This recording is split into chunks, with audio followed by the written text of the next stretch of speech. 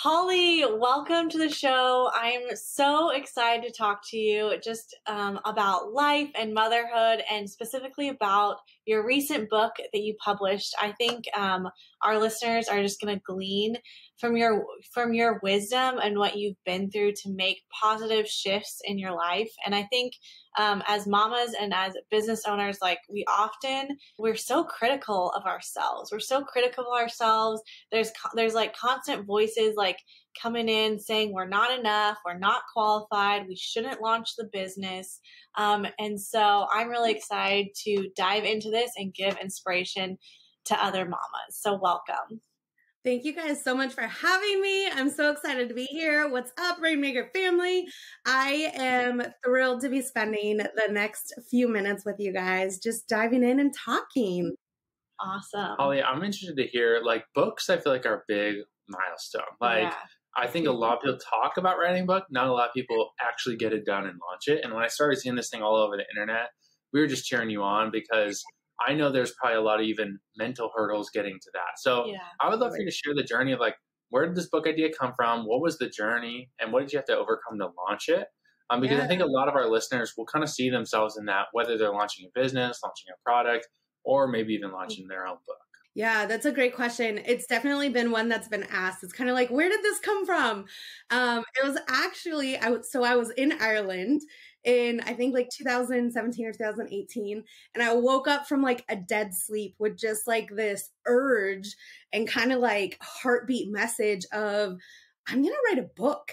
And at first I was like, I am horrible at English. I don't even know how to put together a full sentence. Run-on sentences are my jam. Where do the commas go? I don't know how to do this. I'm not the person.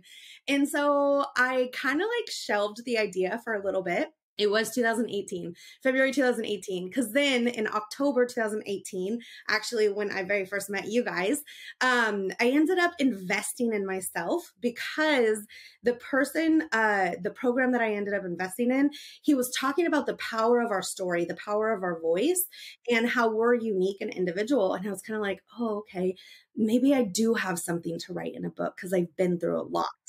And so that was kind of the origin of it. And then from there, it was a little bit of a slow process because I really had to become the person who I was writing about.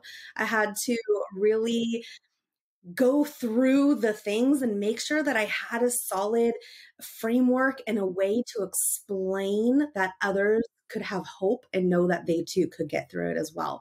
So a lot of my book is about, going through that hard stuff. I call it the messy middle, where just things feel chaotic and crazy, and motherhood is core to that,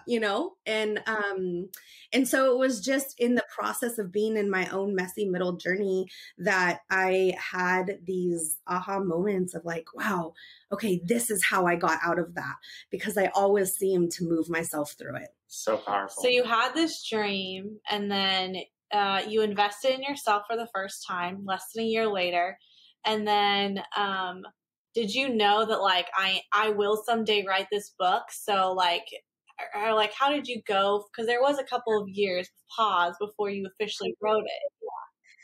So I have a MO of starting things and never finishing them. And so my husband and I joke all the time because I could have 20 projects going at once and they're all started or halfway done.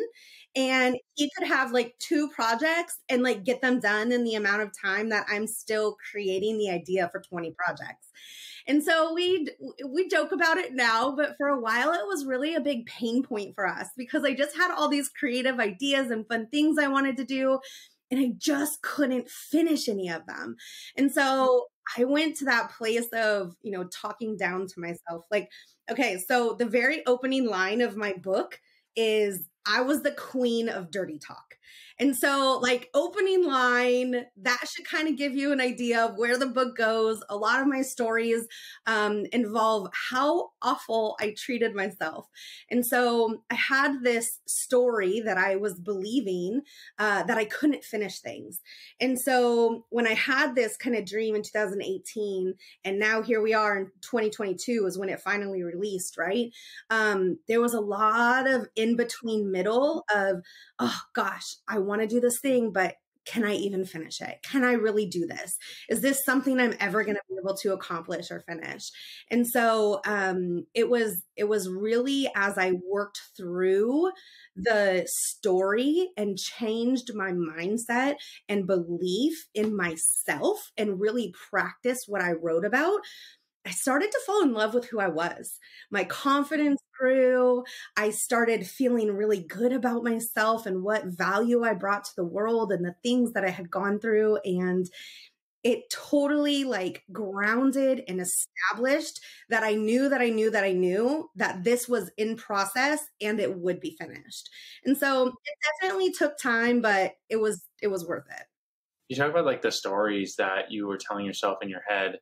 What would you say, like, even as you're getting feedback from the book, as people are reading it, what are some of those common stories you see that maybe moms are telling themselves as they're trying to start a business or trying to launch a book or trying to complete one of the 20 projects? Like, what are the stories that really hold people back? Or do you have one that was like, oh, that story for me, when I started telling myself a different story, I really saw a shift?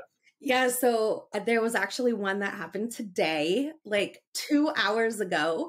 My husband forwarded me an email from Amazon, actually, and was like, hey, I just keep getting this alert. Do you know what this is? And I was like, no, I don't.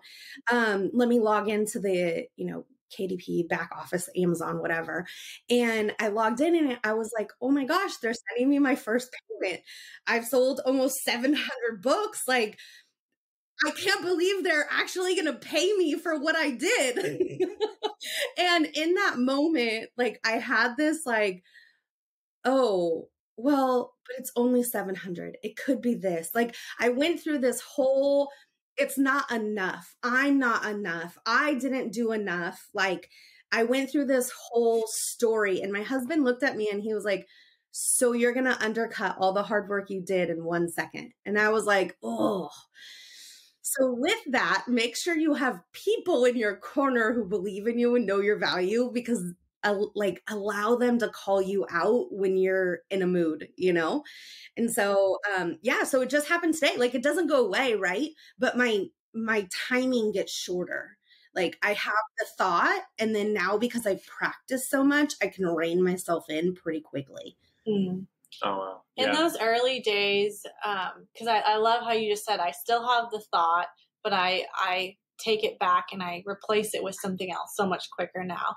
On those early days of like just having a negative thought and just kind of like that spiraling that I feel like so many people can have, what was your journey like to slowly like replace it? Or what would you do to like really fight it? Because it can be challenging. Yeah, so I looked for proof. I spent a lot of time like history digging in my life. And I realized at first, whenever someone complimented me or tried to celebrate me or praise me, my very first response was to laugh it off or to be like, oh, yeah, no big deal, but tell me more about you. Like I had a really hard time receiving. And so what I realized when I was going back through the memories of my life to try and find proof that I was of value and I mattered, I realized that I needed to learn to receive. I needed to learn to receive those compliments a little bit better. And so I went through a process of really practicing when someone told me something like I showed up with to benefit them, to add value to their life, or even that my hair looked great. I learned to stop pushing it off and to actually receive it in and simply say thank you. Because before it was just such a, no, oh, this hair, like, no, oh, I didn't wash it today or whatever the excuse was, right? Or I haven't even showered. I didn't brush my teeth. Like, mom life is real sometimes. And especially when you're working from home. And so I just pushed off those things. And so that was my first awareness, is that I needed to start receiving compliments. And from that point on, it made it much easier for me to track who I was through the eyes of other people, which then started to help me lay a foundation of, they say I'm this person. Do I believe I'm that person? And I started to compare and contrast the difference between, okay, they say I'm full of joy. Do I feel full of joy? Do I want to be full of joy? Whether I feel it or not, I can choose it. And so I would just start comparing the two things together. And then I started writing a list of like who I am. And when I forget, I go back to that place of, oh yeah, I'm a joyful person. I smile a lot. My smile brightens a room. And I started reminding myself of those things. And it just becomes more natural as I go through life, even in the hard times. Yeah, it's so much, I feel like, confidence that builds in that just rewiring of your mind. I love the title of this book too, like Own Your Shift, 8 Essential Steps to Shift You from Stuck to Success. And I think a lot of people are living that stuck life, right? Where they let these things get stuck. And I love that you use the word own, because talk about this. What's the difference between someone who maybe is just reacting to shifts than someone who is owning their shift? I love that question. So, my husband and I, we, went through a process of creating like our core family value words. And of the 5, one of them is growth. And in my mind, if you are not growing, you are unhealthy. You are slowly dying or backsliding. And in order to grow, you have to take ownership. Let's talk about raising babies, right? Because a lot of your listeners are moms. So if you are having a baby, you have to take ownership. You have to intentionally think about sleep schedule, feed times, changing diapers. If you leave the house, what are you leaving with? If your diaper bag is empty and you don't have a change of clothes and there's a blowout, like you have to intentionally own the process of being a mom. And there's so many people who, just don't take that same approach to their own life. It's so much easier to do it for other people and help them own where they're at and what they're doing, especially at moms, right? Because you have little ones that you're responsible for. But if we're going to raise kids and tell them, I know you guys talk about legacy a lot. Like that's a really powerful word over in our family too. It's one we use a lot. And right now, actually, like this is a conversation my husband and I are actively having, is if we're showing our son and telling our son that you can be whatever you want, you want to start a business tomorrow as a 9-year-old, sure, like we'll help you. We can't tell him that without showing him that. And so we're even challenging ourselves of we've constantly been teachable. We've constantly been in the state of willingness. But what does it look like to model that for a human that is watching our every move and will eventually like dictate what his life looks like? And so taking ownership is just taking responsibility for the outcome you desire to have. If you want to leave a powerful legacy, what does that look like for you? Do you want it to be full of joy and laughter? Or do you want it to be, stern and strict and with rules? Like you get to choose intentionally what you want your life to look like right now. If you're living in a life that feels chaotic and like you're stuck, you get to choose to move out of that. And so ownership is really just saying, hey, I'm not happy with where I'm at. No one else caused it. It's my responsibility. I'm not going to blame shift, point fingers. I'm going to say how I show up determines how my life is around me. And I'm going to move myself through, whether it's by, the activities in my book or, following leaders like you guys, listening to your podcast, finding wise people to speak into your life to move you forward. That's so good. Like, it's not super comfortable to say, oh, let me look in the mirror and be like, where can I up level my life? And then choose to go out and do that. Like, it's uncomfortable and not everyone's willing to do that. But that also is where many people stay stuck. They're still choosing, they're still making that choice, and they're just going to remain stuck in a circle, in a cycle of what, stuckness. And so it's for those brave, courageous people who are willing to look at their family lineage, look at their life and say, nope, we're changing here. Like those past generational, whatever, that stops in this generation, because moving forward, we're different. We are going to make a difference. And so it's hard work, but honestly, if you fall in love with the journey, it's not about the destination. Like if you fall in love with the journey, you love the process, you love the mess, you figure it out. You're like, oh, today is one of those days. Like, okay, how fast can I turn this bad mood into a good mood? Like you just play games with yourself and make it fun. I think that is for me been one of my biggest shifts in the last couple of years. I think since getting pregnant with Oliver and having him, like, we talk about another word of that is like the hero's journey. It's about loving, the journey, not the destination. And I think I used to hear that talked about, or like, the messy parts, and just like, I just can't wait till I get to here and then everything will be in place, or I can't wait till I cross this journey in my, in my business, or make X, Y, and Z, and then I'll be able to do this. And it's like, if you're not practicing it now, you're going to get to the destination and not be satisfied. So you really do have to learn to enjoy the process. And it's not a negative thing to enjoy the process. And for me, I had to like rewire my mind to know that it's not a negative thing to enjoy the process. It's actually really good and healthy. That's super good. Holli, for you, like, how did you start to develop awareness of the thoughts in your head? Like, was it journaling?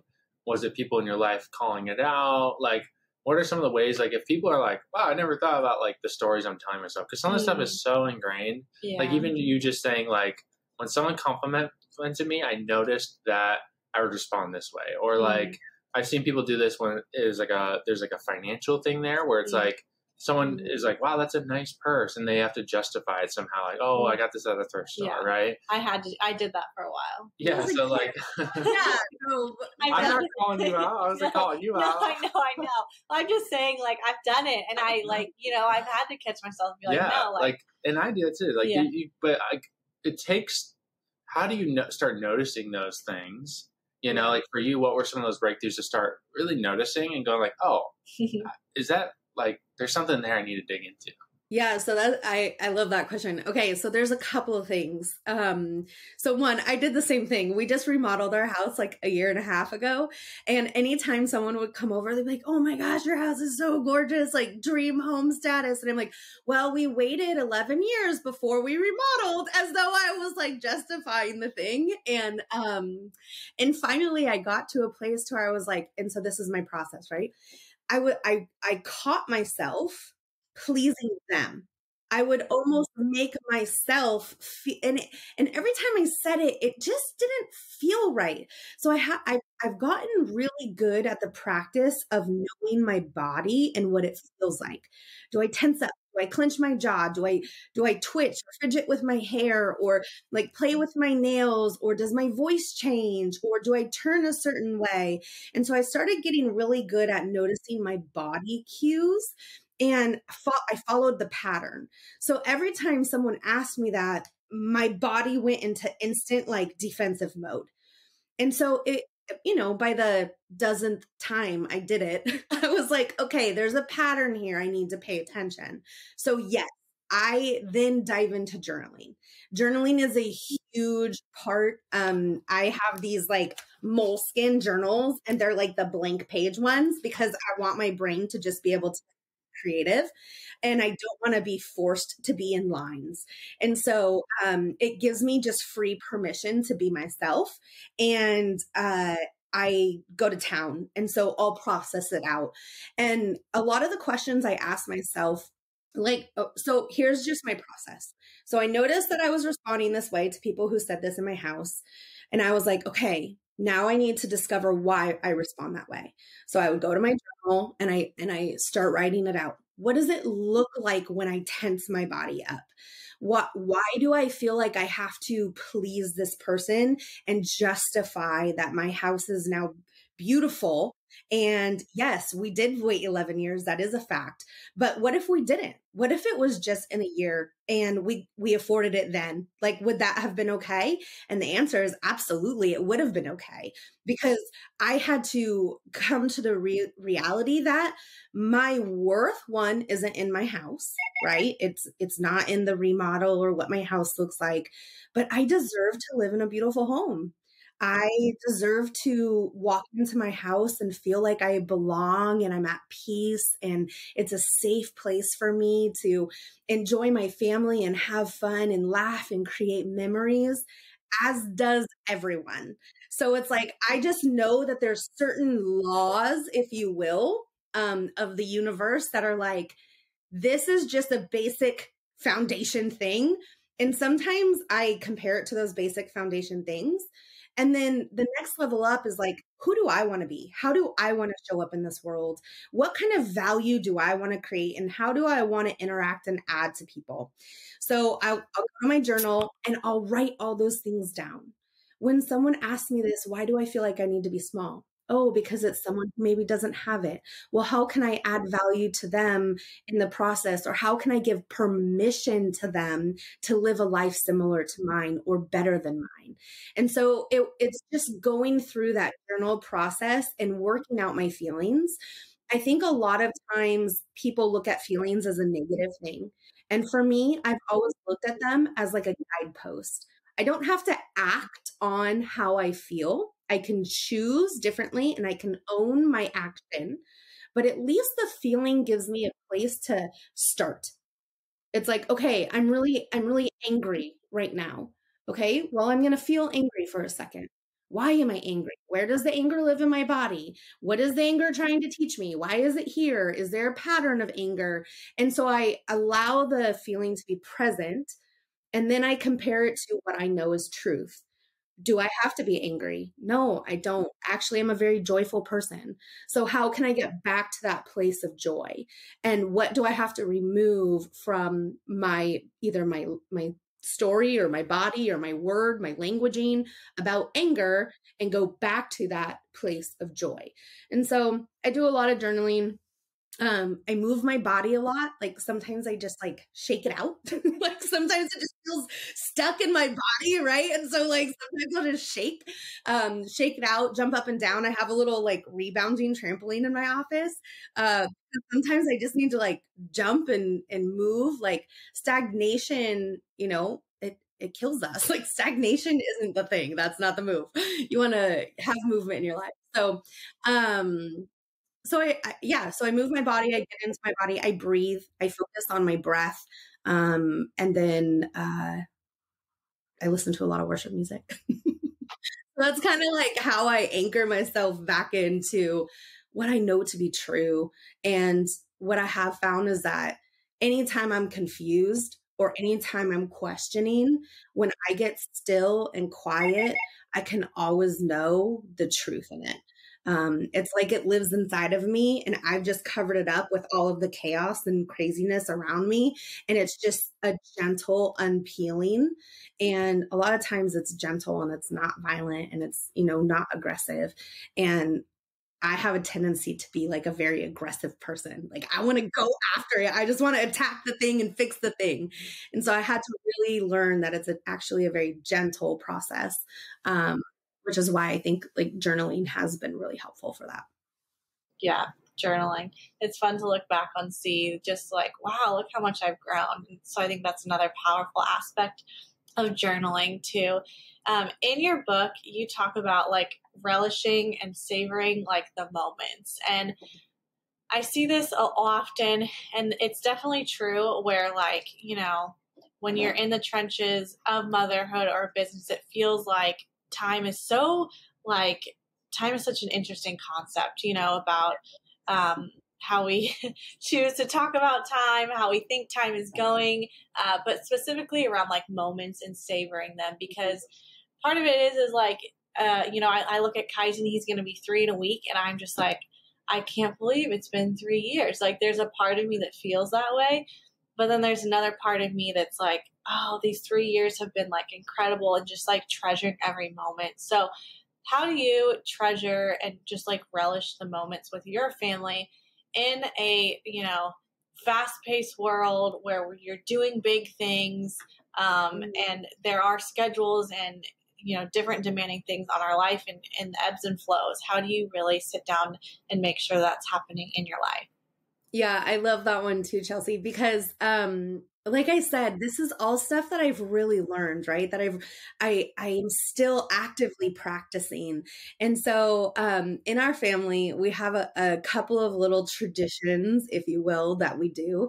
And one of them is every single night, and I wrote about this in my book as well, because every single night we do a little routine. And originally it started because we needed a nighttime routine. I was in a really rough spot in life, and I just needed to change my attitude. And so we started these things called thankfuls every night. And we started out with just listing one thing we were thankful for before we did like bedtime prayer. And eventually my son, Micah, and my husband, Michael, started adding their flair to it as well. And so it went from like listing our thankfuls to listing an emotion we're thankful for, saying something we're proud of ourselves for that day, and then setting a goal for the next day. And so each one of us kind of goes around and shares that. And so it really just allows our evenings to end with a cherry on top. And so it slows down. Like when you're in those moments and you're present and you're not on your phone and you're not, listening to all of the craziness around you, and you just slow down for a moment, you're making eye contact, you're listening, you're being present and intentional. That seems to just slow down time and allow you to just like be in the moment and relish. It just feels so thick and just juicy. It's good. And another thing that we do is if there is like a moment throughout the day where we're like, man, this is the best memory. Like, I just want to savor this memory. We'll stop and we engage all of our senses. And so it's okay, how do we feel? Are we holding hands? Are we hugging? Is it cold? Is it hot? Is there a breeze? Okay, what does it smell like? Like we were just in Hawaii a couple weeks ago, and we did this in Hawaii. We were standing on the beach. It was breezy. It was beautiful. The sun was setting. We were doing pictures, and it was just like, it just felt magical. And so we stopped and we felt the breeze and we smelt the air, and we like big, group family hug and all the things, right? So it like savors and like encapsulates that moment. And then the other thing is I really love like the act of physical tangible things. And I think it's because my love language is physical touch. Physical things matter to me. And so, recently we just went to Disney, or last year we had like a Disney season pass. And every single time we went, we got one pin that reminded us of that trip. And so it was like, now we have a collection and we can go back and like watch the memories. And, oh, remember that was your first time on Big Thunder Mountain Railroad. And, so we use those tangible things to spark the conversation. And what's your favorite, what was your favorite ride? And, how brave did you have to be to go on Space Mountain? And tell me more about what it felt like. Did you, when you went, and were you so excited that you went? And so it gives us the ability to rehash and bring up and allow our son Micah now start remembering, oh, I was courageous, and oh, it felt really amazing. And now roller coasters are my favorite thing ever. And so when we have those tangible things, we can go back and really like the relishing in the moment, the celebrating. It's the thick, tangible presence of a life well lived, of being in love with the life you've chosen to create. And so we have little, trinkets. I have a little glass jar that I keep all of our like little memories in. And it's a fun thing for us to just go back and, hey, let's dump this out. Micah has his own, he calls it Micah's treasures. And it's his own little treasure box. And occasionally we'll just be like, hey, I see that you're kind of in a bad mood today. Like, do you want to go back and relive some of our best memories together? And it just instantly sparks joy. And he's like, yes, that's a great idea. And some of them are rocks that he picked up on a hike that literally have no value except that it's a memory to us. It was his first rock that he found or whatever, right? So relishing in the moment is just creating that space for you to be like, oh, I love the life I live. And the more you do that, the more you'll love the life that you have. I love that you brought up rocks. Like sometimes it's just a rock for Micah that he picks up, and I'm envisioning creating a little, Kaizen and Oliver's treasure chest. And probably right now there would be tons of rocks in it, and sticks. But I think that's a really good idea with all of your senses. I've never heard of a family doing that, like just stopping and taking in the senses. I know I've definitely taken in like those deep breaths, but as a family doing it and having, those memories, because gratitude totally pulls you out of that funk, but how powerful it is to do that with your kids too. And they have their own little special treasures. Yeah, it's huge. Holli, one last thing I would love to wrap the show up with. I feel like one of your gifts is you're really like an intuitive encourager. Like you say the right thing at the right time for people. So as we're going into a new year, this episode may come out early in the new year. As we're going into new year, like I would just like, if we could picture a mom who's listening to this episode, who feels a little stuck going into 2023 and is just like dreaming big, but still feeling a little stuck. Like, how would you specifically encourage that mom? Could you speak to her just as we end the show to encourage her for this next year? Yeah, absolutely. Here's what I would say. I would say, don't take yourself too seriously. Life is short, but it is also long in the moments. And there's always going to be something else and someone else that needs you. But your kids, they love you. You are their most favorite human. They want to see you win. They want to celebrate with you. They want to be your biggest cheerleader and your biggest fan. And they can't do that if you take yourself too seriously, if you have to show up perfectly. It's okay to be messy. It's okay to be in the middle of doing life. I love the families who say, they have signs that say, welcome to our home. It's messy because we live here. That's the reality of life. It's the reality of starting a business and running a business and owning a business and being a mom and raising kids and being married or not married. And it's the reality of being human is there will always be a version of mess. And so if you can learn to fall in love and have fun with that process of being messy, then life will come alive. It will be more colorful and more beautiful. There will be more laughs and more spontaneity, more memories created. I just think that for so long, women have taken themselves too seriously. And we have to show up a certain way and be perfect in that way and do this thing right. And if we don't do that thing and show up to that meeting, we're failing. And the reality is we're not.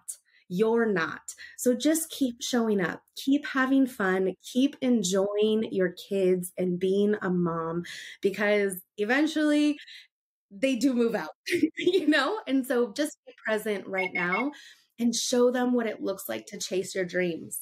When I came out with my book, my son got to be with me. And I actually have my very first copy that I opened. And to see the look on his face when I opened an Amazon package with a book that had my face on it, I had to keep that very first book, because within moments, my son picked up my book with a smile on his face, and he said these words, "Mom, you will be White House famous in the next 10 years if you keep writing books."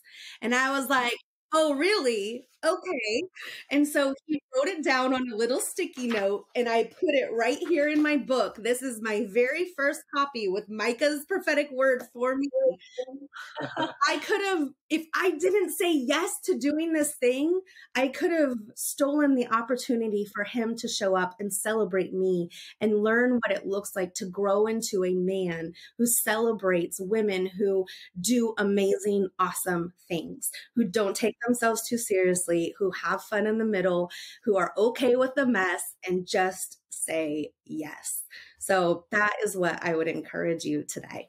Wow. Thank you, Holli. So good. And if our listeners want to connect with you or get a copy of your amazing book, where can they do that? And then maybe just say the title of your book again, too, in case those listeners didn't catch that.